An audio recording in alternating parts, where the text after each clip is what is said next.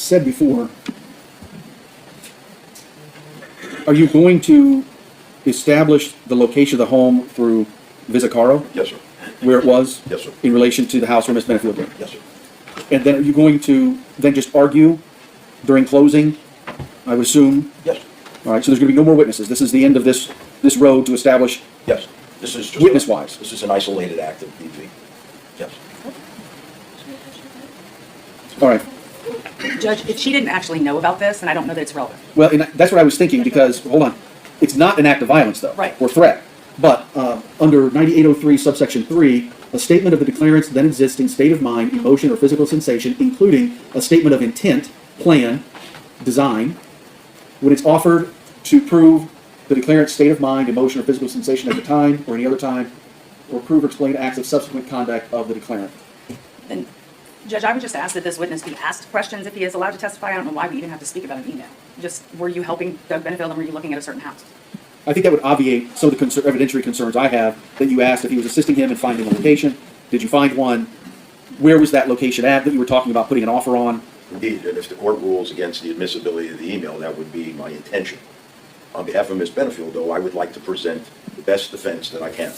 And I think that the email clearly is something the jurors can have, read, see. It's tangible. It has the same kind of impact, Judge, that the prior inconsistent statement of Gillum or the emails involving Stephanie Murphy does.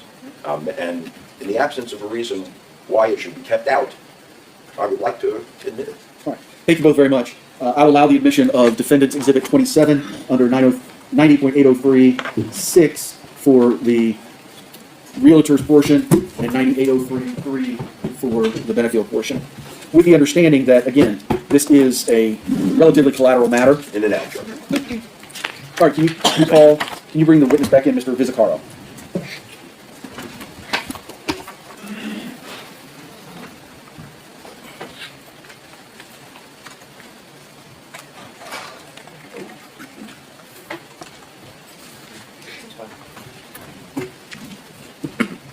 All right, welcome back, sir. Just take your spot back there in that chair. We're going to get the jury back in and resume your testimony. Sounds good, thank you. Bring him in.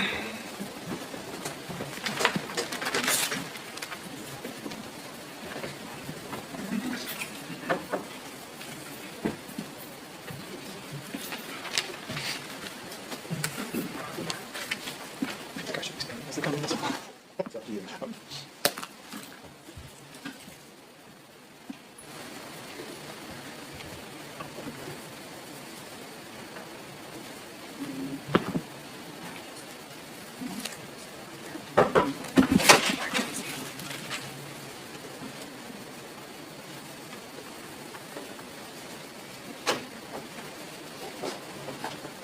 All right, y'all can have a seat. Welcome back, everybody. You ready to begin deliberations? Talk with anybody outside the jury about the case or do any research? Mr. Taylor, you may resume your direct examination. Thank you, Judge White. Mr. Visicaro, when we last broke, you told us you were a realtor and that Douglas Benefield had contacted you relative to a house in Lakewood Ranch. That's correct. All right, I'm going to pass to you, Mr. Visicaro, what I've had marked as Defendant's Exhibit number 27. That would be the email messages that you referred to before when we were last in front of the jury, correct? Correct.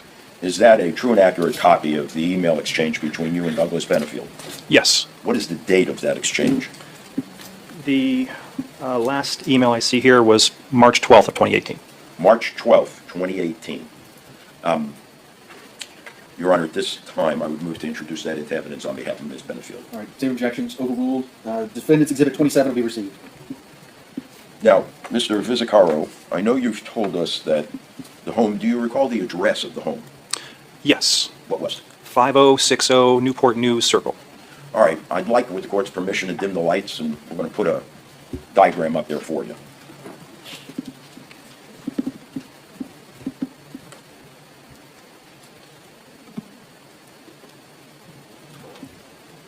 As luck would have it, we have the pointer. Okay, so this will give you The beam? the beam. Okay. Would you please show us on that diagram where the house was that Mr. Benefield contacted you about purchasing? This one right here. Right there. Now, that house, is it directly behind the house in front of it with a red dot on it? Yes, yes, it is. Okay.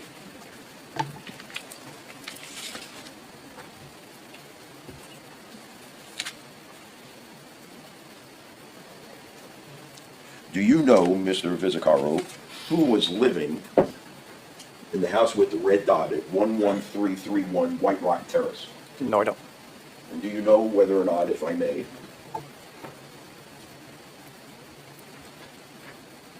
you know whether or not you don't know who was living in this house? No. This is the house that Mr. Benefield was interested in purchasing. Correct. Do you know whether or not Mr. John Sant lived in that house? I don't know. Give me just a moment, Your Honor. I don't believe I have anything further.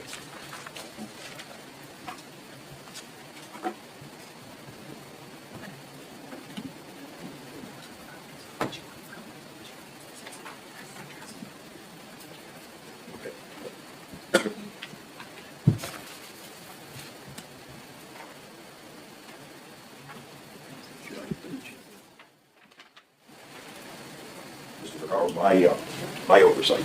I'm going to pass to you what I've marked as Defendant's Exhibit Number 28 and ask you if you can identify it. Yes, that's the house. That's the house that Douglas Benefield had contacted you about purchasing. Correct. And is that in Exhibit 28 a true and accurate reflection of the locale? Yes, Does it have a dot on it? it does. Does it have an address? It does. What is the address? 5060 Newport Circle. Newport News Circle. On Excuse me. behalf of Ms. Benefield, Your Honor, move to introduce that as Defendant's Exhibit 28. No objection. Received.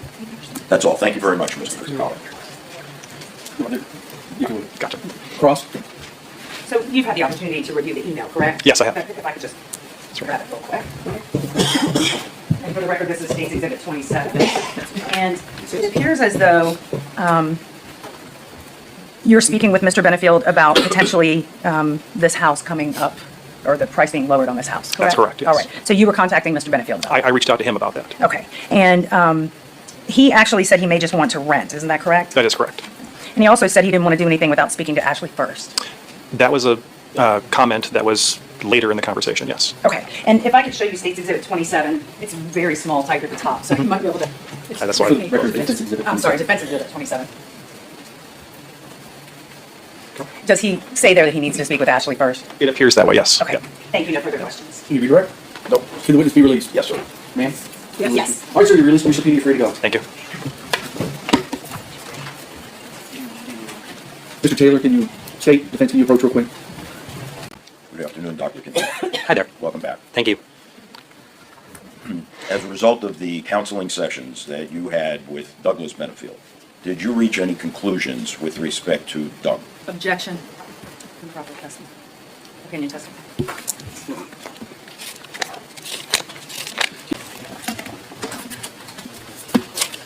Okay, Dr. Quintel, so a couple of questions about your practice. Yes, sir. I think you told us your specialty was trauma. Correct.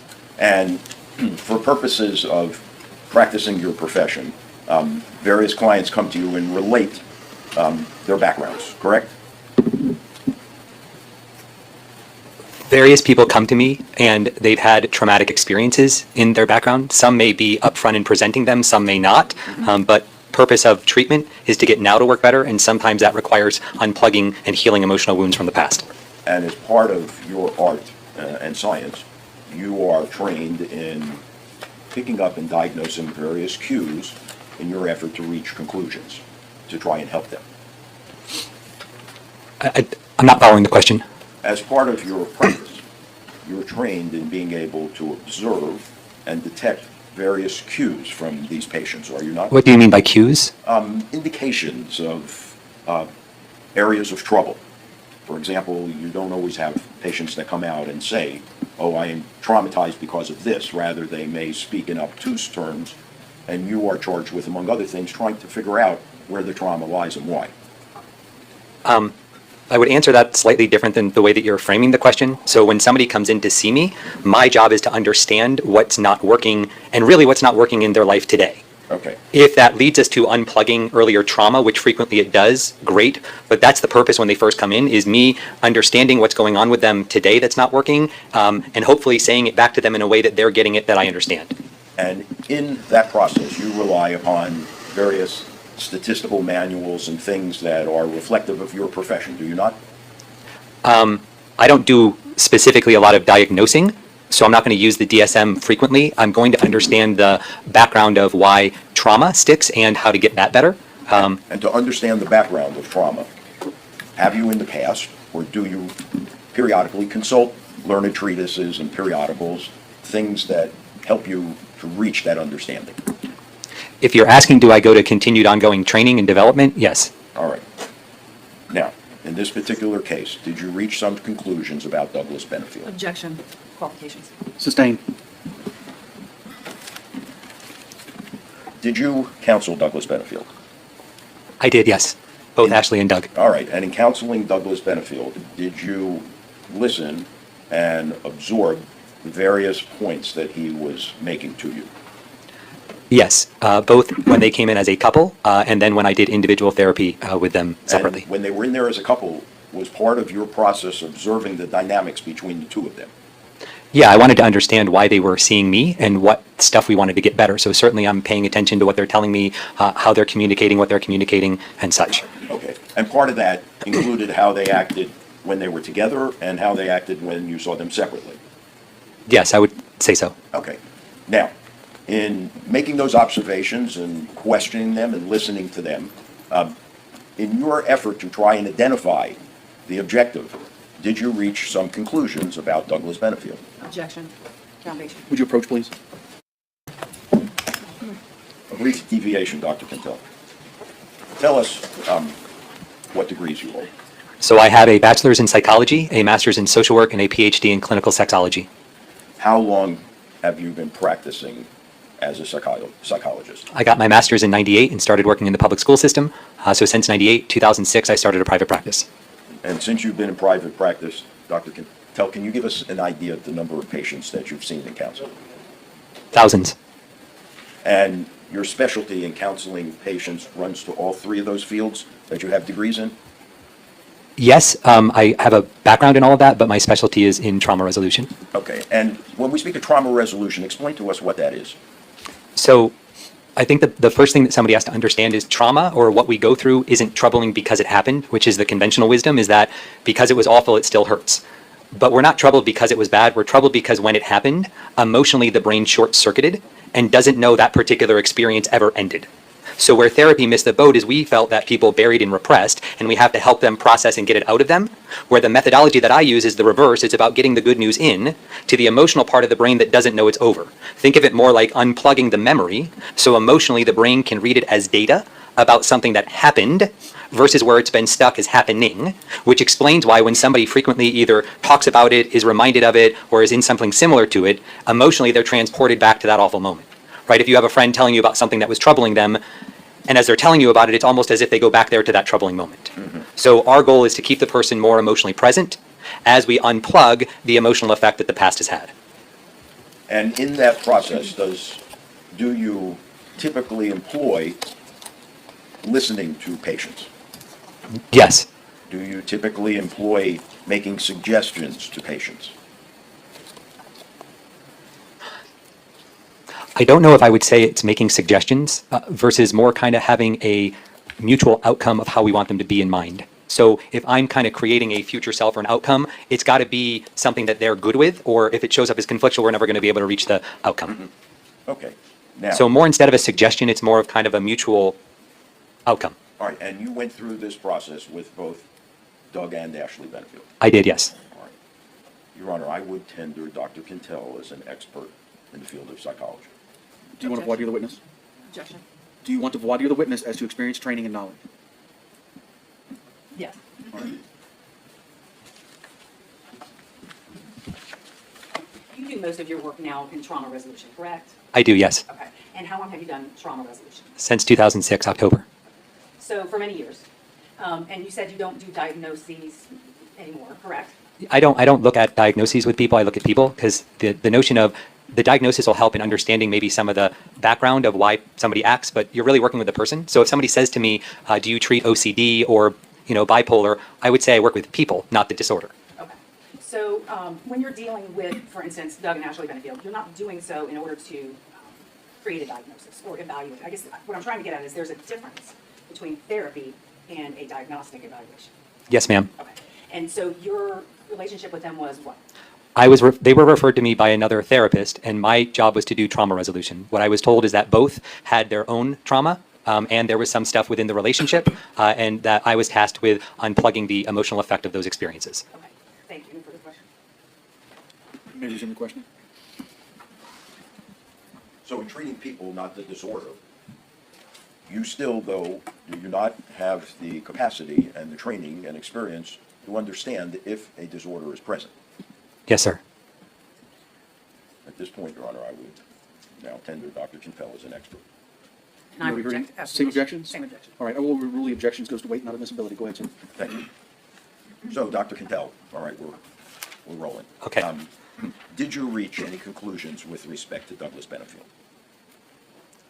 Yes. Would you tell us what those were? Based on the conversations with both Ashley and Doug, Doug occurred as someone who was domineering, and the terminology that I would use at times would be super controlling. He was very dedicated to wanting the relationship to work. He was very interested, despite conversations with some of the disparaging things that Ashley had said to him. He was very much still wanting this to work, and their plans were to move to Maryland. All right. Did you reach any conclusions with respect to him being a real alpha male? Do you recall? I would say that Doug occurred as somebody who was very built and well put together, and yes, I would say that he would fit the stereotype of an alpha male, in my opinion. Did you conclude whether there was an intimidation issue present?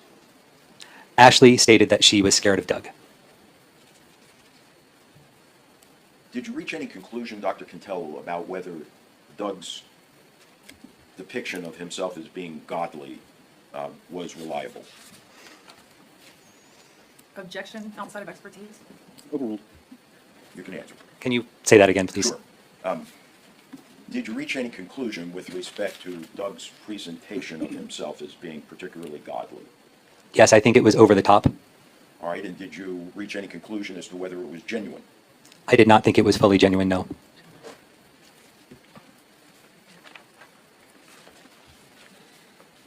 Did there come a time when you inquired of Doug why he would want to remain in this relationship? Yes, I did. Why did you do that? Ashley had a lot of disparaging comments, stuff with CPS, claims of abusing their child, and I was concerned and curious why, with all of that negative stuff that may even negative affect his job and career with government, why he wanted to stay.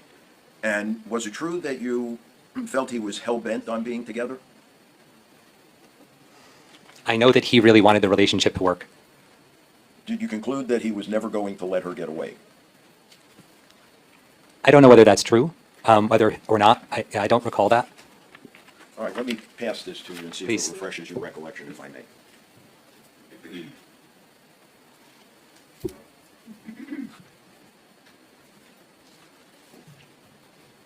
Thank you. Does that refresh your recollection, Dr. Quintel, as to Doug's perception of letting Ashley get away from him?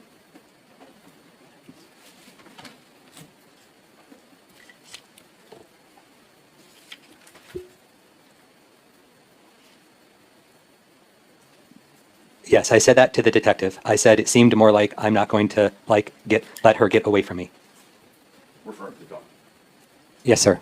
All right, and lastly, Dr. Quintel, did Ashley have anything to say to you about Doug's interest in Emerson and whether or not it was just as... Objection, hearsay. Sustained. Did you reach any conclusions, Dr. Quintel, about Doug's interest in the child as opposed to Ashley?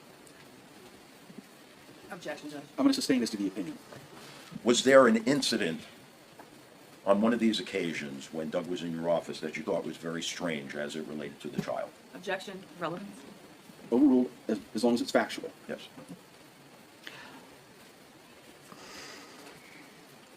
Can you say that question again, please? Thank you. Was there an incident that you observed that you found particularly puzzling between Doug Benefield and the child, Emerson? Yes, at the time that I spoke with the detective, I had had an appointment and Doug had waited in the reception area, and it was a couples counseling, and Ashley was out in the car with the child, and I thought it was unusual that he didn't go out and see her. Given that they had the relationship they had, it may not be as unusual as I thought, but I was coming from having two little girls and what would be in my mind to do. And how long was Doug sitting in your office at the time? Do you recall? Well, it would have been at least an hour. I don't know how long I was in the appointment before. And in that hour, from what you observed, with Emerson, the child, outside in the car, Doug Benefield never once went out to say. I wouldn't have been able to observe that because I would have been in session. I just knew that he was waiting in the lobby. I don't know whether anything other than that. That's all, Your Honor. Cross. So you mentioned that it bothered you, or at least you noticed, when he didn't go out to see the child. How long did you observe Doug Benefield in the waiting room? I would have seen him when I first went out to grab the client, and then would have seen him when I came back out of my office. And because of that, you came to the conclusion that he never went out and saw his child? Yes, I did. Okay. And I believe, correct me if I'm wrong, in your direct examination, you said you met with Ashley Benefield alone 5 times.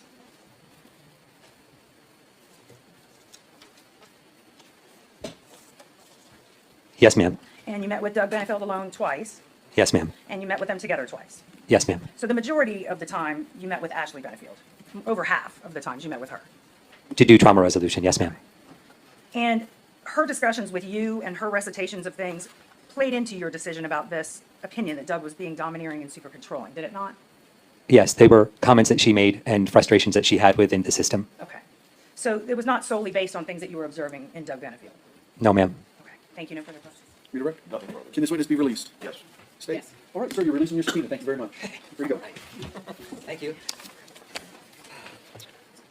Can we publish the couple of exhibits that we put in through Mr. Musicaro? And then I think we'll lunch break for lunch. If So that's not. Yeah. Oh, you got 27? One photograph was already in, One. and then one we added together with the. Yes, so members of the jury, we're going to pass these out and publish them. I'm not rushing you, but I'm going to talk while we're doing that. I think at this point, it's a good time for our lunch break. It's about 10 minutes after 12. So take your time. I want you to look through all of this, look through these exhibits, and then I'll excuse you. Exhibits 26 and 27? Those 27 and 28, and they'll be marked on them. There's a little sticker on each, which should say 27, 28, and I think the other one is Defense Exhibit 1.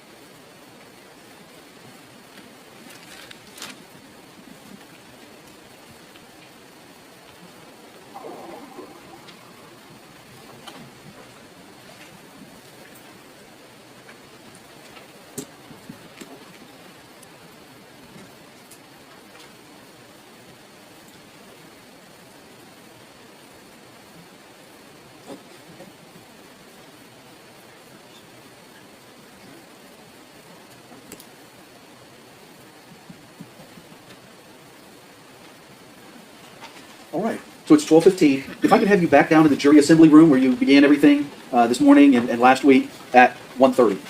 Should give you plenty of time if you want to go somewhere, if you just want to walk downtown. Be in the jury assembly room at 1:30. We'll get you back up here as soon as we can to get started for the afternoon. Remember the admonishments, don't talk amongst yourselves with anyone outside of the jury. We're doing research on the people, places, things, the legal topics we've heard anything about. Thank you. Bless you. Detective Warren, good afternoon. Good afternoon, sir. You were the lead on this case, were you not? Yes, sir. Will you tell ladies and gentlemen of the jury, what does that mean, the lead detective? The way that our unit works, the Manatee Homicide Investigative Unit, the lead essentially during a homicide investigation is elevated to essentially almost a rank, not a sergeant, but basically has some of the same responsibilities as far as handing out assignments and then collecting the information at the end. And is amongst the ones with the most knowledge of the case. Would you agree? We do collect everything at the end, but we do have meetings, so everybody's pretty much aware of what's going on. All right, does the lead detective develop the theory of the case? We work as a group, so like I said, it's pretty much a group effort.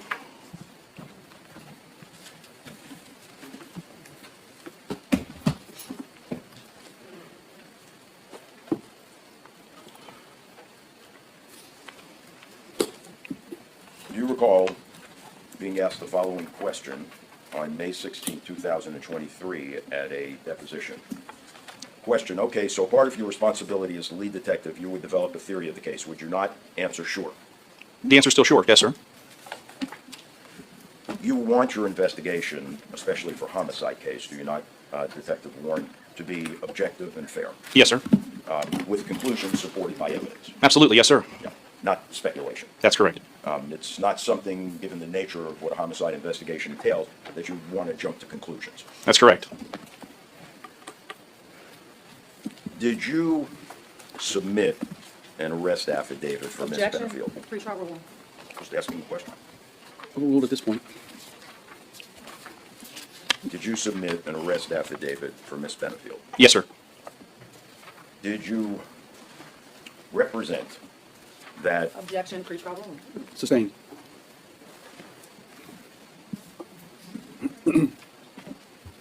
did you describe Objection, pretrial ruling. Go ahead and ask your question.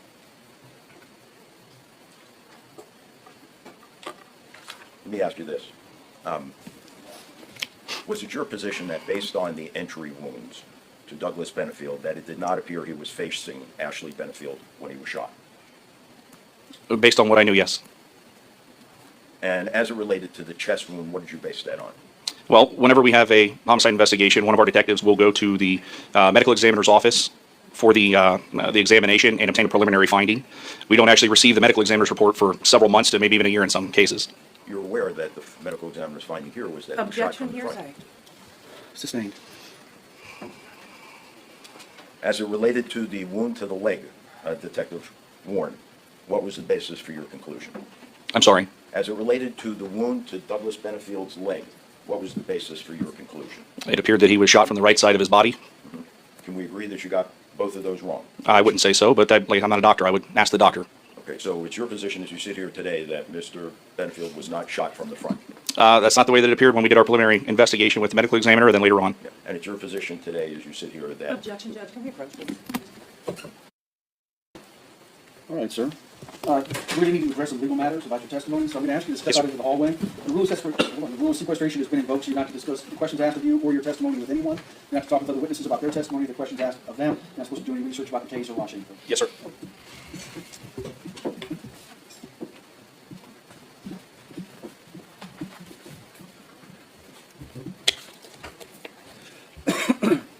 All right, the witness is out.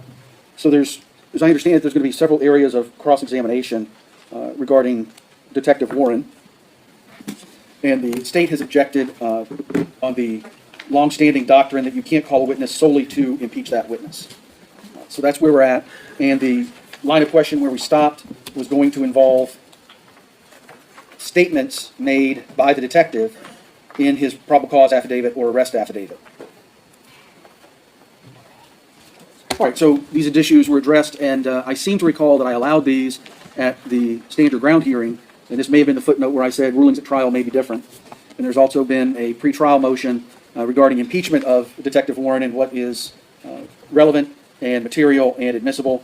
And I said, I believe my ruling was that it would have to be shown at the time of the cross or the direct and the attempted impeachment to show that those criteria are met. So, State, what else did you want to put on the record? Judge, only that this keeps happening, and we did hours of litigation about these issues, so we would not have this problem in the middle of trial. Now, almost every sentence that comes out of Mr. Taylor's mouth, I have to object, because he is not following your rules or the rules of evidence. So I would ask that we try to get this ironed out now, so we don't have to call the witness back and I have to object 5 more times. He has clearly only called this witness for impeachment purposes. That is the A1 first objection that I have. Sir? All right, I called this witness to establish substantive evidence. I asked him, what does being the lead detective on a case mean? Is that the one who has the most knowledge of the case? Do you develop a theory of the case? He resisted that. I impeached him with a prior acknowledgement. He then also said and confirmed that he would want his investigation to be objective, fair, with conclusions supported by evidence, not speculation, and that it's not something that you would jump to conclusions on. Now, that is my substantive evidence predicate, and based on that alone, if nothing else, I am now allowed to argue to the jury, don't you think it's strange that the lead detective on a homicide case would not be called as a witness on behalf of the state? So that's my substantive position. Along the way, I should be also likewise entitled to impeach him. For example, he has testified that you would not want to jump to conclusions on a murder case. You'd want it to be objective, fair, conclusions supported by evidence, not speculation. All right, fine. Is it not true that within an hour and a half of this shooting, you referred to this as murder? I then want to ask him, do you believe all homicides are murders? If he says yes, good. If he says no, then I plan to impeach him because he made that statement in his deposition. I then want to ask him, and do you believe that all people who kill are murderers? If he says yes, fine. If he denies it, then I plan to impeach him because he made that statement in his deposition. I don't see why that is not fair game, respectfully. The only other question I had of him was he had authored a supplemental report on November 16th of 20, and in that supplemental report there is a provision on the report for bias, referring to the subject, Ashley Benefield, and he checked the box, or either checked the box or wrote in no bias. I plan to ask him about that. What report is that? That is a report that he authored, a supplemental, on November 16th of 2020, and referring to Ashley Benefield as it relates to the victim, Douglas Benefield, he wrote or checked the box that says no bias. What are the other options? Well, the other options are hate, spite, ill will, No, on that form. No, the form is, it's an open form. It's for him to put it in there. Here, I'll show the court the form.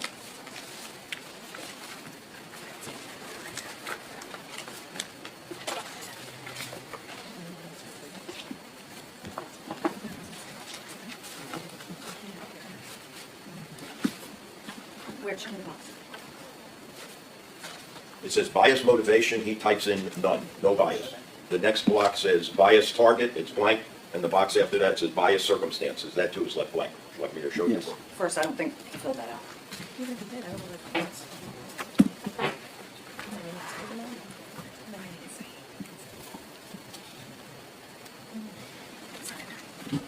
Now, I will tell the court in deposition, Detective Warren questioned whether or not he had filled that form out, despite the fact that it's got his name typed on it. That's going to be a question of fact for the jurors. It goes to its credibility, not its admissibility, respectfully.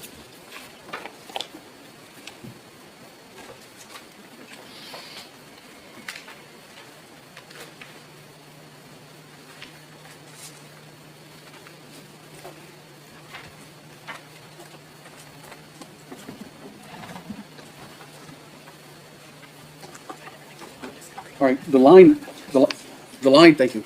The line of questioning that you seem to be starting with was the line of questioning at the stand your ground hearing where a narrative was established, and then I believe it was shared with the state, and then there were some amendments, and then it was shared with the state, and then there were some amendments, I think, to final form. All I proposed to ask him here was, did you write a witness hit Ms. Benefield with a box? And I want to ask him if he knew who that witness was. And he's going to tell me it was Doug Benefield, and I'm going to ask him why he didn't say that.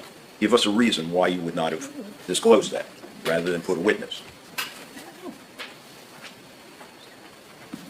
Judge, I feel like we litigated all of this. And this was supposed to be shown to the court outside of the presence of the jury so you could make a predetermination before the jury came out. I would like to know the relevance of what is in his arrest affidavit. He cannot call a witness to the stand and say, do you do a thorough and fair investigation just so he can impeach him with this stuff that he's trying to get in. He calls him and says these questions and calls them substantive evidence. It's not substantive evidence. It is setting him up so he can get in all of these items that he thinks are impeachment. We have gone over this before, that what is in this arrest affidavit is irrelevant. What the judge signed the arrest affidavit. You said in your pretrial order that the use of the word murder versus homicide, my motion was granted unless this defendant can establish to the court why this is relevant. And the defense did not say anything different than what they said before when we argued this. Also, any edits of a warrant or search warrant or anything in the warrant, same thing. So I really don't understand why we're back here arguing this again. The arguments are exactly the same. He calls this witness, asks a few questions to set up impeachment. It is disingenuous to say that this witness is called for anything substantive other than attacking his credibility. He was never a witness. Why is he attacking the credibility of a witness that never testified? So as I understood the court's ruling, until such time as I could demonstrate the relevance of it, it was not admissible. I think the relevance of the lead detective believing that all homicides are murders is overwhelmingly relevant. Please explain. I understand it. You said that multiple times in multiple hearings. Yeah. Relevant to prove what? Bias. This guy executes a search warrant within 45 minutes of the shooting, referring to it not as a homicide, but as a murder. We've already had testimony from at least 2 deputies, and in particular, I'll remind the court of Lieutenant, I believe it was Dickens, who? Dickerman, who testified that not all homicides are murders, that the reason you have to take time to investigate a homicide is to determine whether or not there's been criminality. So here's the lead detective who initiates the theory of the case. Within 45 minutes, he's calling it a murder rather than a homicide. And he makes the statement that all homicides are murders and anybody who kills is a murderer. And the court is going to instruct the jurors, if you feel her action was justified, then she's not guilty, because not all homicides are crimes. How could that not be relevant? This witness never testified. Any further thoughts? No. All right. Yeah, these we've already covered this ground. So it answered a question just a moment ago about what was the purpose for calling this witness, and the law is very clear. And I think both sides know this area of the law. You cannot call a witness solely to impeach that witness. Asking if that person is the lead detective, is it important to be fair and objective? Is it important to rely on facts? Is it important not to engage in speculation or jump to conclusions? Those are not substantive questions regarding the investigation. Those are just general questions to someone about being objective and fair. In this particular situation, and I'm skipping over the part about any argument about the state not calling the lead detective in a case. I'll leave that to whenever it's presented. I think we all know the law on that as well. But the answer I got is, what is the relevance of him referring to, in a search warrant within an hour and a half, a murder? What's the relevance of his opinion? This is an opinion. Are all homicides murders? That's an opinion. It doesn't matter what he thinks. If he thinks that all homicides are murders, or all murders are homicides, or there's some mix of the two of them, that's a jury question that the jury is going to have to answer. I can't think of any witness I would let speculate or testify as to whether this case is a homicide or a justifiable homicide or excusable homicide. That's the province of the jury. Judge, may I ask? I tried to give both sides as much time as they wanted to put information on the record. The question, are all people who kill murderers? Again, what I'm asking is, what's the relevance of that to show his bias? There hasn't been anything established that he was particularly biased in any way, or how that would be relevant to this particular case when it's an opinion whether people are kill or murderers. That's going to be a jury question to decide whether the state has proven beyond a reasonable doubt its allegations of murder in the second degree with a firearm, or if the facts and evidence support a lesser included offense, or if the state has not met its burden and the defendant is not guilty, whether they haven't met their burden or because the jury believes and finds that the defendant has acted in lawful self-defense. The other issue about the statements made in the probable cause affidavit, it's my understanding that's going to be asked is, did you know who that witness is? And again, I'm struggling to understand how that is relevant into any particular issues in this case. How about this, Your Honor? Does the court think if, as the lead homicide detective, Justin Warren would have said, I'm not going to seek a search warrant because I think Ashley Benefield was abused and I think her actions were justified? That would be his opinion. But if that was his opinion, she might not be sitting there right now. That's why I think it's relevant. He initiated the prosecution. And you were hearing from somebody who initiated the prosecution who is overwhelmingly biased. He acted impetuously. He acted without evidence. He got both of the entry wounds wrong. He completely speculated that Mr. Benefield was not facing her when she was shot. Their own medical examiner said he was facing her.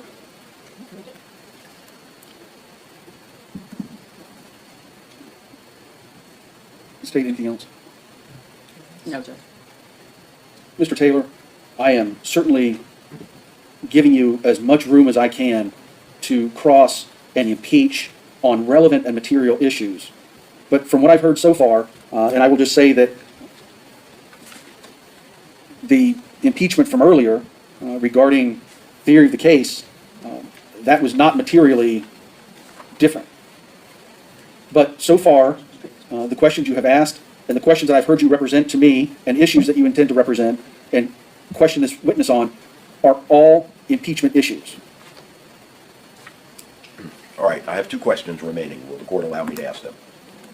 One question is, I want to ask him if he spoke with the medical examiner before he submitted the arrest warrant. And the last question is, did you fill out this supplemental report and indicate no bias? That's it. Then the only thing left is I want to show him the DNA report and have him read the section that's applicable. We gave them business records notice. I have, Well, hold on. okay. The two questions that have been stated at this point, the two questions, just to try and get objections out of the way and get them ruled on so we can get this going, is one, two is this supplemental report, nothing regarding bias. And the first thing again? And the first one was, did you speak with the medical examiner before you submitted the arrest warrant? I think he's already testified to I that. think you did. None of it is relevant, Judge.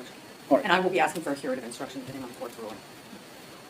All right, and then you wanted to show him The DNA. DNA report. Yeah, he submitted the exemplars and he got the report back. All right, I don't know if I've seen that. You may not have. We'll be happy to show it to you if you like. But what is the relevance of showing a detective in DNA? Hold on, yeah, plus it's a report, it's not been authenticated. We gave them the notice of a business record.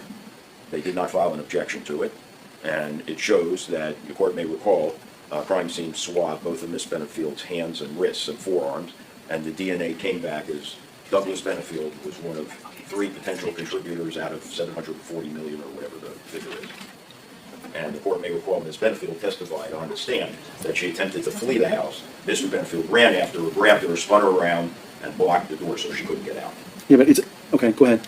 My objections are not to the business record certification, Judge. My objection is the contents of the report there has not been a foundation laid to make that report relevant. There has not been a witness that testified that swabs were taken and then turned over. There's not a witness that said, I'm speaking. There's not a witness who says that those swabs were taken from Ashley Benefield and then those swabs were sent to DNA labs. So anything contained in that report that says there's DNA from Doug Benefield or Ashley Benefield is hearsay. There's not a person at DNA labs that can say where those swabs came from. They all they know is they got them from the sheriff's office and somebody told them where they came from. And I think that the probative value is outweighed by the prejudice because it's going to confuse the jury. It's a packet with bench notes and the report. And the report, there's no witness here to testify to explain a very complicated report. This isn't, even ballistics is somewhat simple. This is DNA. It's extremely complicated. And I think that the danger is that it will confuse the jury and that the proper foundation has not been laid. So my objections are not to the business records, which is why we did not file an objection. It is to the contents being hearsay. There's an insufficient foundation to enter this and that there's a unfair prejudice. I'm quite comfortable relying on the court's notes, and if the court checks its notes under Megan Dorvac, the court will see that Megan Dorvac testified after being called by the state that she swabbed at the sheriff's office that evening Ashley Benefield's hands, arms, and forearms for DNA evidence, and I even specifically asked her if the purpose of that was to be able to determine who may have touched her on that occasion. She agreed. Now, Warren submitted those DNA samples to the lab. The lab returned those DNA samples to Warren. Now I'm going to ask him what the result was. And I have the DNA report for the court if it would like to see it along with the business certification records of the custodian. I've seen plenty of them. All right, anything else? No, Judge, that's not how any of this works. There's been no swabs. There was no witness that said these are the swabs I took from Ashley Benefield. There's been no witness that said these are the same swabs that were sent to DNA labs. There's been no witness that said those are the swabs I received. There's been no establishment that anything in that report is related to this case based on anything other than hearsay. Which, I'm sorry, Judge, I already said all those things, but it's just frustrating because all the steps to get that reported under certified business records have been skipped. And so, although I don't object to that portion of it, it's the contents being hearsay and improper. As a proponent, I'll give you the final word, and I need to make a ruling. Well, just say the state never filed any objection. We gave them notice plenty of time. Yeah, this is this is a really easy call. That lab report is not admissible.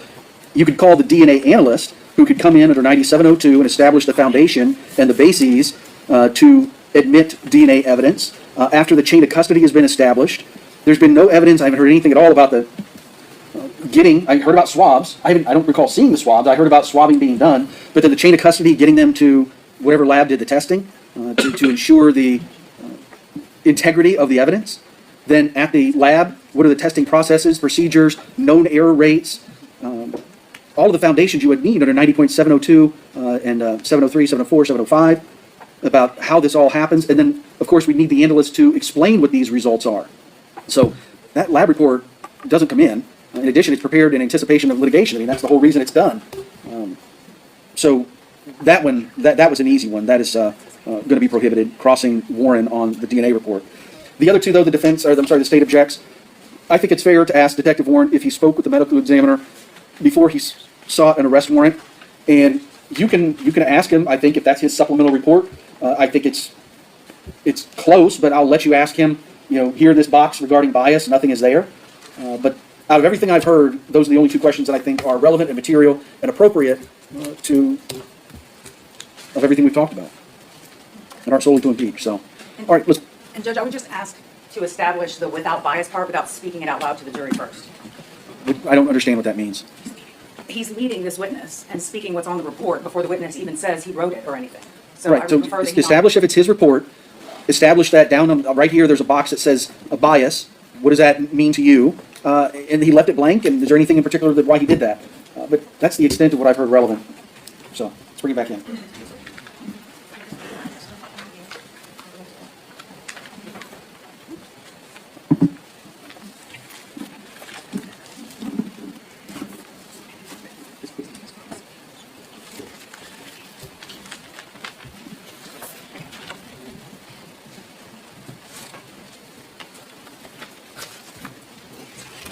All right, sir, did you speak with anybody about your testimony, or did anybody approach you to speak with you? Talk with other witnesses about their testimony, or the questions asked of them? No, sir. Do any research on the case, watch it at all? No, sir. All right, let's go to the jury.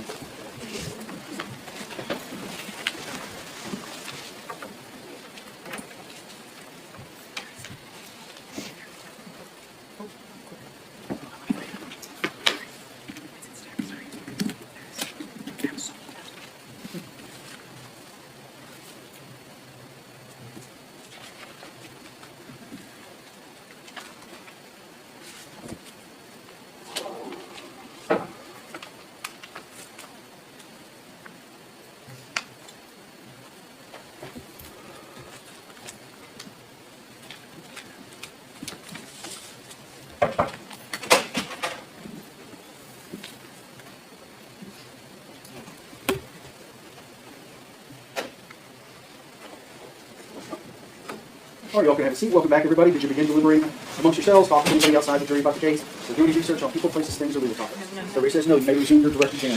Thank you. Detective Warren, did you speak with the medical examiner yourself before you submitted your arrest warrant in this case? Like I said earlier, we have a detective that will go to the scene or to the medical examiner's office to get the preliminary findings. Let me repeat my question, Detective. Did you personally speak with the medical examiner before you submitted your arrest warrant in this case? Not that I can recall.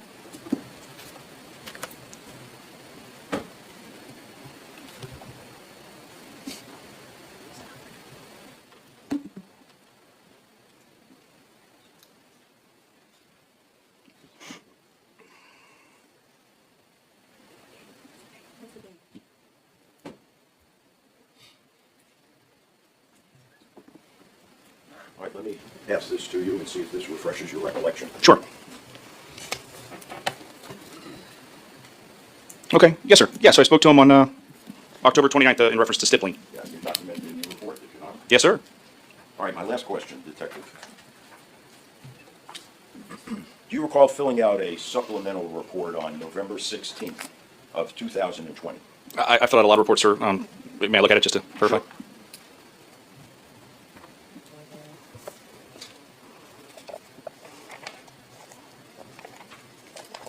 Okay. Is that your report? It appears to be. Yes, sir. All right, can you tell us the date of the report? November 16th at 15:10 hours. November 16th of 2020? Yes, sir. All right. Let me ask you if there is a provision in this report for you to note whether or not any bias or motivation is demonstrated by the offender towards the victim. It's a program that's got a lot of different stuff, so there could be possibly, sure. All right, let me ask you this. Under bias and motivation, Okay. did you put in none? Well, it would have just been not filled out. It auto-populates. Like I said, it's a program, and I'm not a programmer, so I apologize. So if you had been aware of bias on behalf of Ashley Benefield towards Doug Benefield, such as ill will, spite, evil intent, things of that nature, you would have noted it, would you not? Honestly, it probably would have been just documented in the report. No further questions. Cross.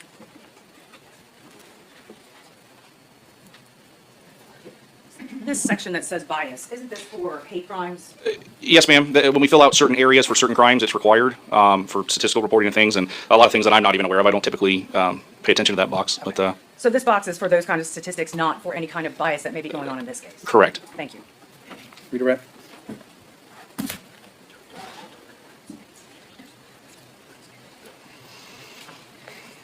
Do you think it odd that you were the lead detective in this case and Objection, you weren't called beyond by the scope. state? Sustained. No further, nothing further. Can this witness be released? Yes. No. You remain under subpoena, sir. The instructions I gave you about sequestration remain in force. Do I need to stay in the building, or can I leave? No, sir, you can go, but you Okay. need to be available in case somebody calls you. Yes, sir. They have my email. Thank you.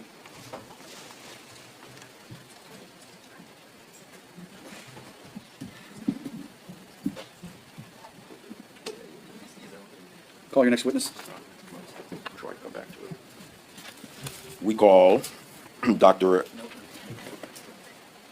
We call Michael Haig.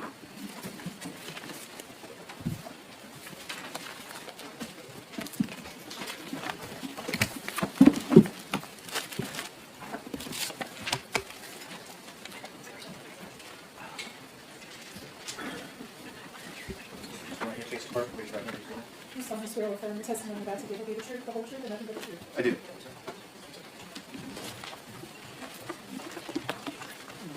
Thanks, sir. Appreciate it. I'm the judge right presiding. Make yourself comfortable in that chair. Be about 12 to 15 inches from that microphone. You're just up, down, left, right. There you go. Just speak a loud, clear voice. You'll pick up everything. Thanks, sir. Good afternoon. Will you tell us your full name, spell your last name? My name is Michael Haig, H-A-A-G. What type of work do you do, Mr. Haig? I'm involved in forensics.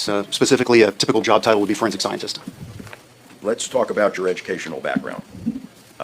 Where'd you go to school? My formal education is as a chemist. I have a Bachelor's of Science degree in chemistry from the University of Arizona in Tucson with a math physics minor. When you speak of forensics, what are we referring to? Forensics in the broad scope simply means the junction or the joining of science and the law. So it's where somebody who is particularly interested in or has been trained to examine physical evidence brings findings or an interpretation of that physical evidence into the courtroom. Could you describe your forensic career history for us? My background and training is fairly unique in that I grew up in this field. My dad, Luke Haig, also does this kind of work. So even in grade school, I'd go out and assist him with both casework and research, and I got the bug. So after I went to college and got my degree, I went and worked for a private consulting firm that he ran for about 2 years or so, followed by an application and employment with the Albuquerque Police Department Crime Laboratory, starting in about 1998. With APD, I worked for about 25 years and got to the retirement point and was able to retire. But during that same time frame, I also ran my own private company, specializing in my sort of primary area of interest in forensics, which is shooting incident reconstruction, the study of the physical evidence relating to shootings, the interpretation of that physical evidence, and the reporting on it, of course. With the Police Department Crime Laboratory, I wore quite a few hats. Primarily, I worked as a firearm and tool mark examiner, which someone in that role particularly focuses on the physical evidence relating to those things. But I also worked in drug chemistry, as well as blood and breath alcohol, and was a supervisor of those units for about 12 years as well. Any additional training and/or classes that you have taken in order to be skilled at your job? The list is fairly long. Honestly, I don't remember everything that I list on my CV. But as far as training and expertise, I've been trained and taken classes from everything from the FBI at Quantico to doing cross trainings with the San Diego Police Department, in-house training with the Albuquerque Police Department. I regularly attend conferences and seminars.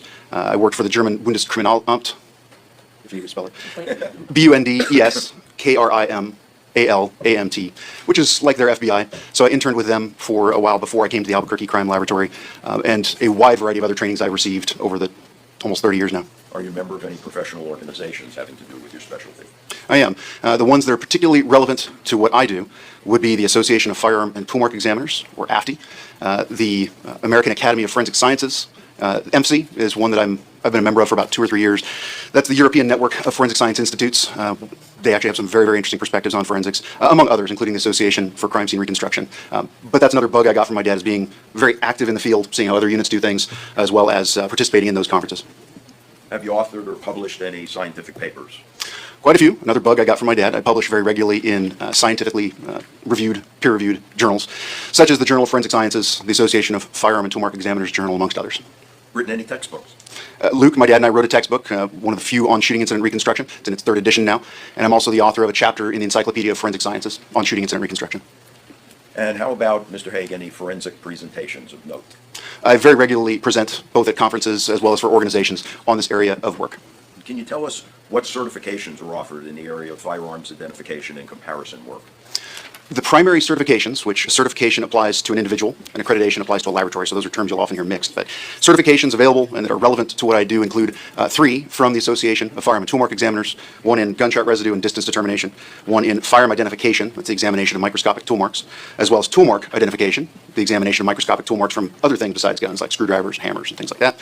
And then when the International Association for Identification had a certification, they've discontinued it, for crime scene reconstruction as a whole, I applied for and took that. All these tests involve both the knowledge test as well as a practical examination. And the AFTI ones, which are still active, of course, require recurrent training and testing.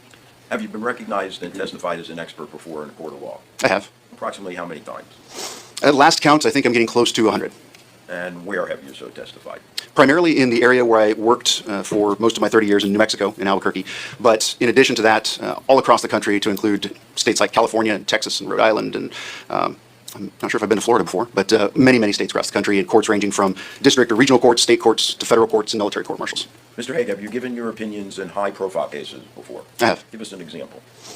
The cases that come to mind would be Aaron Hernandez in Boston. That was a high-profile homicide trial. I've been involved in the examination of physical evidence in places like Taiwan, even for presidential assassination attempts.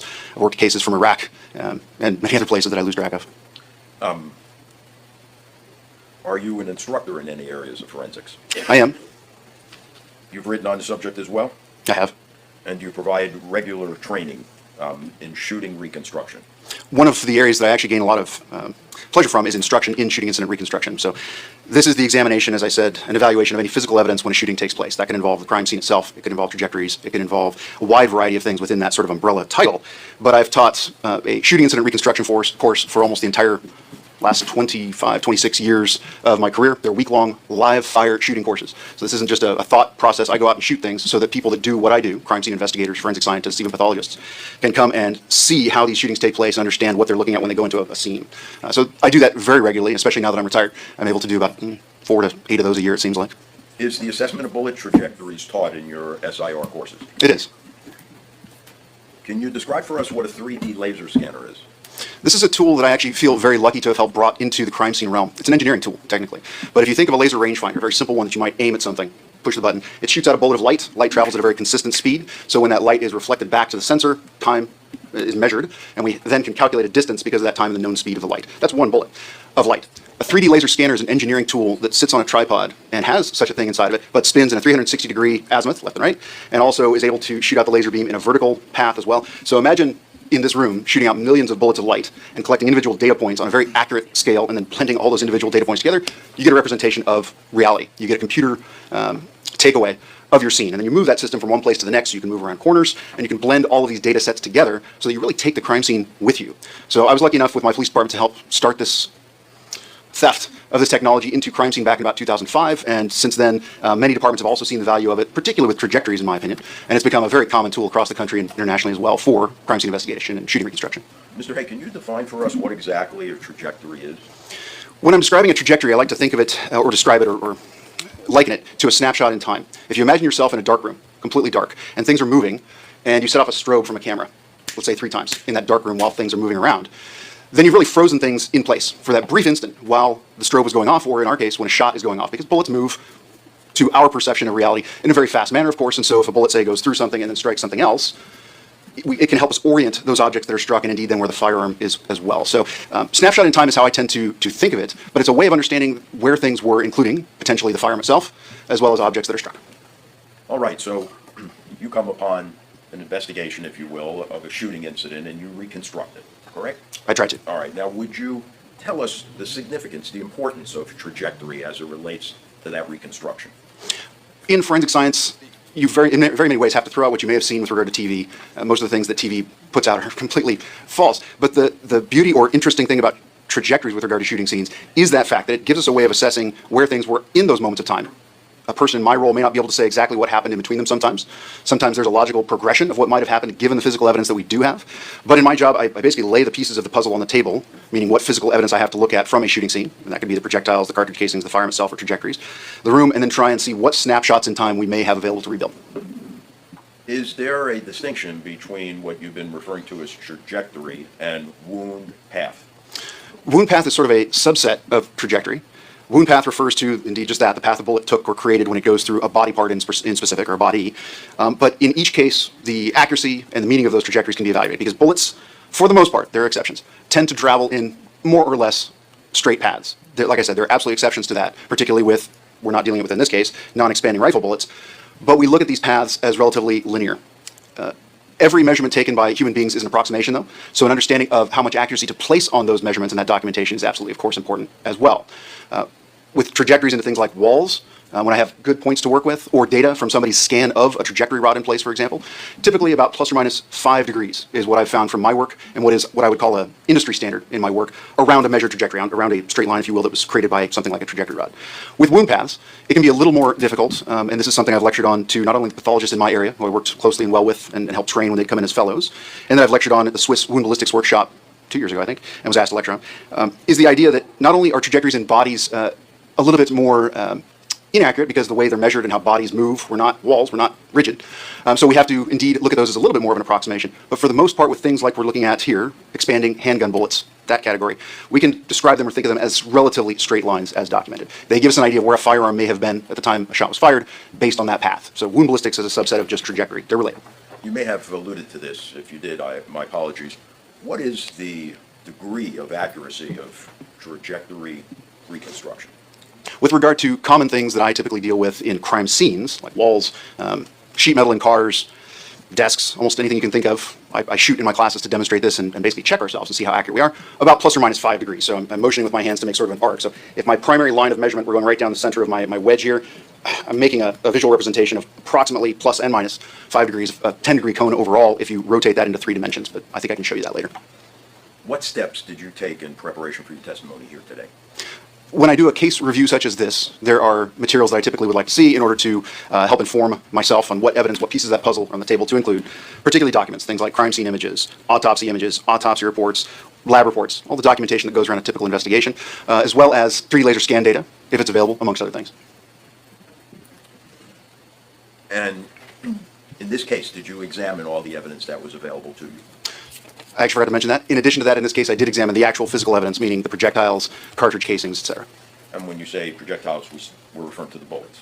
Correct. All right. And this information that was provided to you by the county, correct? By the sheriff's office crime scene? Which information were you talking about? That you were able to review in preparation for your testimony here today. I think technically I received it through you, with the exception of the 3D laser scan data, meaning the documentation, the crime scene of photographs and autopsy reports. Do you recall whether or not you actually came to the sheriff's office to do a review of the evidence? Absolutely. All right. Let me ask you, with that preface, to tell us, please, about the projectiles in this case. The examination of the projectiles helped me understand, in a way, where they'd been. This is sort of one of my main areas of interest is the damage to projectiles, sometimes, depending on their condition, when they finally come to rest, can tell us something about where they've been and what they've hit, especially if we're dealing with particular types of projectiles, such as we're dealing with in this case, which are expanding handgun bullets. This basically means that we're dealing with a construction that is designed to change shape if that projectile strikes something that is liquidy, and we are mostly liquid, so that would include tissue. A hollow point projectile is typically designed such that it has an external jacket made of copper. So my hands here are representing copper, and then that goes around it in 360-degree rotation. So in this demonstration, my finger's pointing up. That's the way the bullet would travel. A hollow point projectile has just indeed that, a hollow point cavity in the nose of the bullet. And it is designed that way such that if it's traveling stably, nose forward, and that hollow point cavity encounters something liquid, it could be a gallon of milk sitting on a countertop, doesn't matter, or tissue.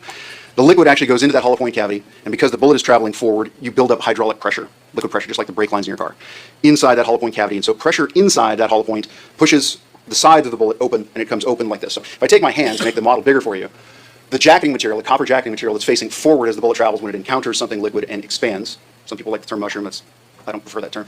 But when it expands or encounters soft damage, the pressure built up, and so that jacketing that was facing forward actually peels backwards, down, and around. But it leaves you with a forward-facing area of the projectile that's greater than the original caliber. In mushrooms, you get greater surface area presented to the way it's going.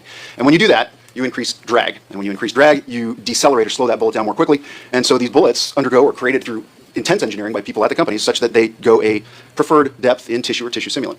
So the main reason for hollow points in handgun in particular, whether that's somebody in law enforcement or somebody interested in protecting themselves as opposed to going to, say, the range, would be to control penetration depth. So this bullet will stay in one body and you don't over-penetrate and go through further. When I work cases that have non-expanding bullets, often called full metal jackets, typically you can see over-penetration, you can go clean through one person and on into another. So that's the hollow point cavity mechanism. Where were the bullets in this case, Mr. Haig, recovered? From my review, there were 4 fired cartridge casings and 4 projectiles and 1 small lead fragment that were recovered. And we can kind of go through these because this brings into play a term called the limited universe, meaning we limit our options. We take pieces of that puzzle off the table and put them in their place. So for example, 1 bullet was recovered at autopsy. The entrance gunshot wound was listed as over here on the right chest, as I recall, and the bullet was recovered in the back of the decedent. That bullet, in my examination, shows soft damage, expansion, just as I would expect from bullets of this type. That bullet's wound path in the torso is well documented, and so we can kind of take 1 of 4 off the table in that the entrance hole, primarily for me in the shirt, is a nice round hole indicating that it was not unstable, tumbling. Before it got there, this is basically a nice stable bullet entry, and that bullet was recovered there, so that's 1 of 4. Another bullet was recovered after going through one of the walls of the bedroom and through several cabinets into a bathroom area. And under examination, when I looked at that bullet, it initially looked mushroomed, which is why I'm not a fan of that term because it had the visual appearance of it, but it was just deformed. Instead of the jacketing material unfolding as I described before, how bullets do in tissue, it was just collapsed. So if you see pictures of this bullet, which as I recall, this is bullet number 11 in the crime scene images, I believe, while it looks fairly mushroomed, it does not demonstrate soft damage, and the hole going into the bedroom wall is again a nice round hole, indicating that that bullet was stable when it struck the wall, had not struck something else first. So that's 2 of our 4 bullets that are sort of off the table, and we kind of know somewhat what their story is. A third bullet was recovered down a hallway from the bedroom and in a wall. And other crime scene images indicate that it had gone through things like a book, I believe a part of a mattress, and maybe a book holder before it got to the wall where it was recovered. Examination of this bullet was very interesting in that it shows no signs of any sort of soft damage or even mushrooming of the nose. The nose is in its basically initial condition, but it has a very classic and typical characteristic to it that I demonstrate in my recon class when I ricochet bullets off of materials at shallow angles. When I say ricochet, I mean the bullet came in at a shallow angle and continued on along its path. It's a flat spot on the ogive is the part of the bullet we're going to talk about. It's the rounded part from the nose down towards what's called the bearing surface or the cylindrical portion of the bullet. So it's a big flat spot because things like tile, what we describe as unyielding surfaces, meaning they don't give, the bullet takes up the damage, create those flat spots. In addition to that, when you look at the flat spot, you see scratches or stria on it from dynamic interaction with the surface, and those lines go straight from the nose to the base. That tells me this bullet, when it struck tile, is the likely thing in this scenario, the floor, it was stable, it was going nose first to get that flat spot and be scratched directly from the nose to the base. It then continued on downrange and was stuck in the wall. That bullet gives us some idea of some trajectory, even though it's stuck in a wall, just barely. You can, in the crime scene images, see it stuck in the soft drywall, because it's downrange from the bedroom where all the fired cartridge casings, biological matter on the floor is, but that hallway gives us sort of a path, a trough that the bullet had to have passed through. There were no other documented impact sites in that area, so we have what's called ballistic accessibility. It creates a path into the bedroom area, if we assume that's where the firearm was, which is a logical assumption in my opinion, based on the cartridge casings, the biological material, that doesn't overlap with another trajectory. I'll come back to that in a second. Our 4th bullet is found on the floor in the bedroom, in the middle of the floor. Its position to me does not really mean much because it's laying there just on the floor where it could have been kicked, could have been moved slightly, so we don't know where else it might have struck in that room. But the key thing about this bullet, and this is bullet number 5 as I recall, is that it does show soft damage. It is expanded. In the images you would see the jacketing material is peeled directly back and is facing rearward. The damage to this bullet tells me it went through tissue, something soft and liquidy, not things like wood and drywall or glass, but rather tissue. In this case is our limited universe option. So this bullet, number 5, would have had to have gone through the gunshot wound to the leg, which as I recall enters on the interior left portion of the leg and exits out to the right side of the leg itself. So those 4 bullets, and each one has a story to tell about what it did or did not strike. When you speak of tissue, we're speaking about tissue of the human body. I am. Okay, just so we're clear. Now, did you bring with you today any slides or any type of diagrams that will assist you in your explanations?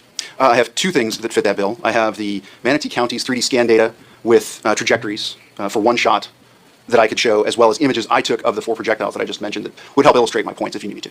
All right, before we get to that, let me just finish up the wound path. I'd like to ask you about the wound path to the shot in the chest.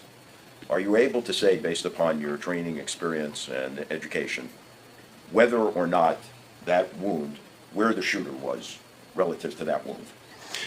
Of course, I wasn't there for the autopsy, but experts rely on each other's reports in order to formulate opinions. The entrance is generally on the right, front side of the chest here. The bullets were covered in the back left area. Because bullets of this type, expanding handgun bullets, travel in relatively straight lines when they go into tissue. If you simply extrapolate those lines from the autopsy report, it gives you an idea of where the firearm was. I typically speak in terms of the firearm itself as opposed to a person. Of course, a firearm is just a machine, so it typically has an operator. So how that person is directly placed with the firearm is beyond my physical evidence examination ability. But the firearm, if you put a line straight back from where the bullet entered to where it went, it gives us our best approximation of where then a firearm would have been at the time the shot was fired. Again, a snapshot in time.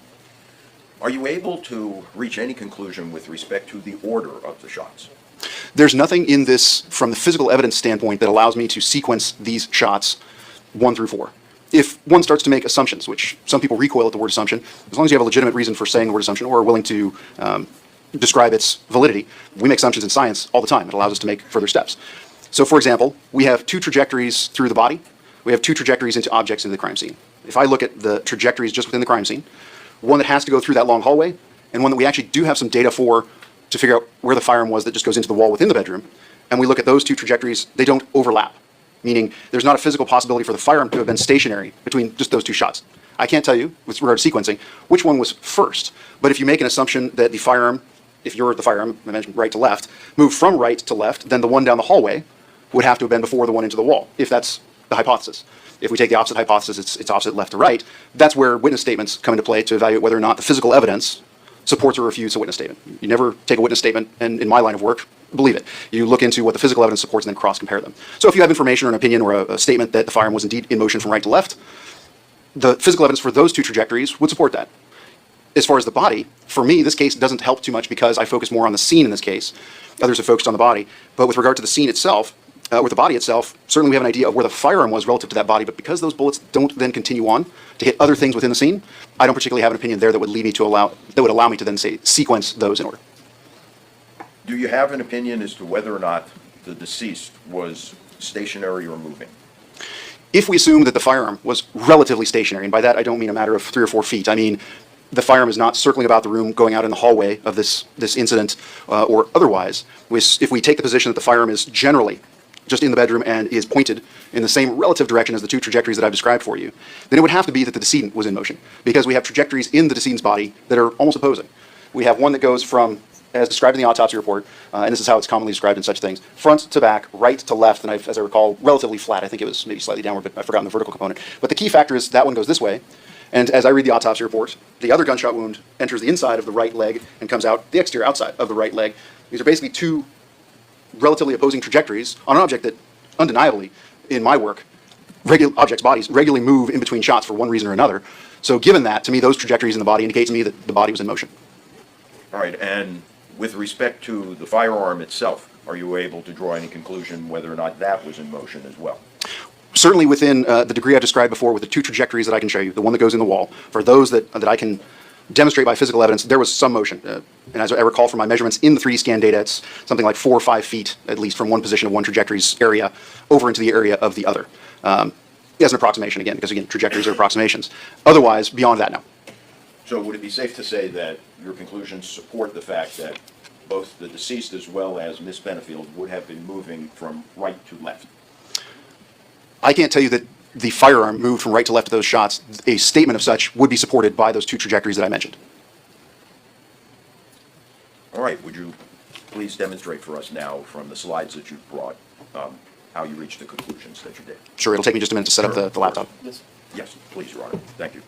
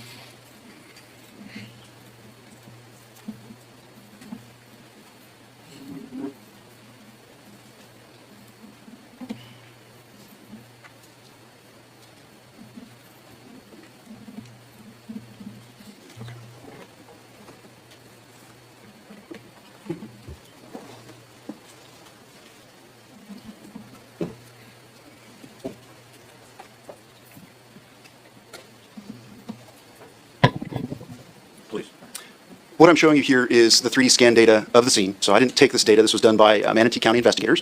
I took the individual scan worlds and then blended them together. This is a process called registration.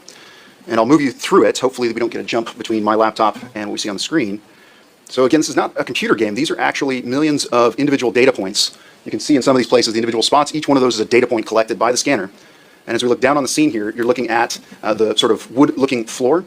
You can see a tape on the floor. And now I'm going to switch perspective such that we're going to slide down to the side to allow you to get a feeling for what we're looking at. So as I move through this, you're now looking towards the doorway, exiting the bedroom, over the top of the room. And Mr. Haig, I'm sorry to interrupt. Please. This is the room where the shooting took place. That's my understanding. There are certainly fired cartridge casings, 4 of them in the room, as well as a bullet hole going into the wall here. Okay, and that would be the mattress on the right-hand side that was leaning against the wall? That's correct. Where I'm moving my hand cursor right here in the data is a mattress. Okay. And are you able to, from that perspective, yet see the entrance to the room? Yes, I can swing us around so that we look into the room even, if you wish. So as I come down in the data, I can put us in the doorway. Okay. So that's a view into the room, and we can then even come into the room in that manner and pan around and see the room. Within the room, as I mentioned, we have a perforation into the wall, a nice round hole. As I recall, this is impact site 11 maybe, but if I swing around here, I can actually show you where that is. So the shadows you're seeing on the wall here are from the tools the investigators use. They're very common tools in our industry, trajectory rods. For this type of scanner, they often put a sphere over that rod, so that's why you see a round shape there as well. But the main point here is that there's an impact site in the wall right here. That's where a bullet hole exists. From that, I took 2 different approaches to create this trajectory for visualization for you. One, I simply took the scanned data, basically their trajectory rod in place, and looked at the many, many data points on that and extrapolated a line from it.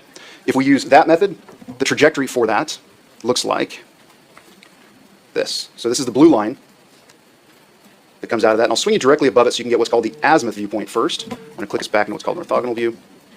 So looking at this trajectory, you can see how as viewed, it has a slight left to right aspect to it, and it's traveling from the bottom of the screen as you're seeing it into the wall at the top of the screen. Now, the county investigators did a nice thing. They did 2 different ways with this trajectory, not only the trajectory rod itself, but they took the rod and then put a laser on one end and shined it across the room, so the bottom wall as you're looking at it here, and measured where that dot was on the wall. So I simply took their data and connected the dots also. So between the perforation in the wall to their laser dot, and that line looks like that, so green and blue. In the trajectory world with walls, this is decent agreement between these 2 methods as far as the accuracy that we come to. And in fact, if I put plus or minus 5-degree cones, I talked about the error earlier, on both of these, we can see that those 2 cones look like that. That's actually a 10-degree cone for each of them, the green and the blue. And so from the data that I have for this case, for this one shot, I would include any area within that cone, either one of those cones, as the area where the firearm would have been at the time that shot was fired. I can also show you this from the side view to give you an idea of the vertical component. So I'm going to remove the left wall of the bedroom as you're looking at it here, and I'm going to swing you down.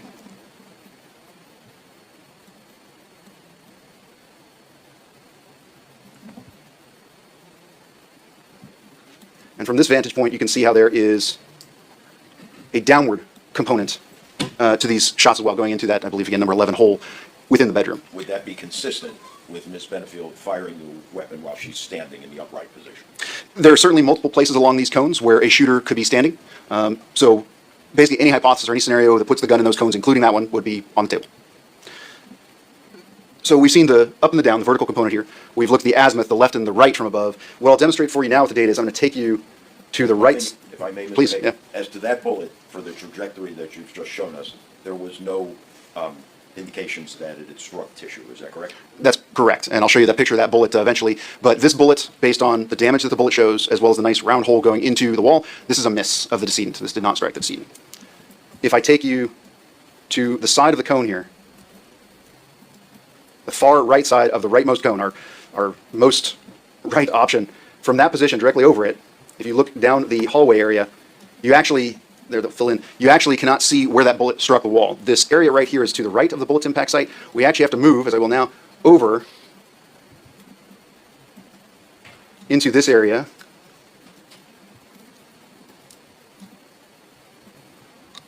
And I'll get us right at the edge of the wall. We have to come all the way over here in order to get to the impact site, which from my examination of the images is more in this area. So somewhere on the tile in here is a bullet impact site, a ricochet off the floor. That bullet goes on and then barely perforates the drywall or penetrates the drywall up in this area. So And that's another bullet, is that correct? correct. Sorry, I'm on to bullet 19, as I recall, was its designator for those Let two. me recap for just a minute. So one goes in the wall, and then one goes down the hallway. That's correct. And again, you can't say which shot was first or second. I don't have physical evidence that would allow me to establish that, correct. But that bullet in the wall down there also expresses no soft damage. It is also one that did not strike the decedent. A miss. A miss. All right. So from the 3D laser scan data, and I don't have a good trajectory or a good impact site to look at here. I was unable to go in and examine the floor. If I'd been able to find that impact site, I might have been able to refine that trajectory into the wall a little bit better and give us a more defined trajectory. But other than the ballistic accessibility aspect of going down that hallway, I can't do that here. Just they're two separate trajectories that have some slight divergence in the lateral aspect. Did I ask you what the degree of accuracy is for trajectory reconstruction? I think we covered that turf, just that plus or minus 5 degrees is an industry standard, and based on having shot a lot of stuff, including walls, for a trajectory like that, assuming the trajectory rod was placed properly, about plus or minus 5 degrees is appropriate. Did you have an opportunity, Mr. Haig, in preparation for your responsibilities in this case, to interview Ms. Benefield? I wouldn't describe it as an interview by me. I was certainly present while she described the incident. And with respect to her description of the incident, is there anything at all in your conclusions that was inconsistent with Ms. Benefield's description? I can't think of anything that would necessarily be inconsistent. The key points that come to mind, where I remember her saying she stepped from her right to her left during the course of fire, that the decedent was moving rapidly in all sorts of patterns or manners, which would fit with the gunshot wounds entering the body in different angles. So from that perspective, no. Give me just a moment, Your Honor, please. Yes, sir.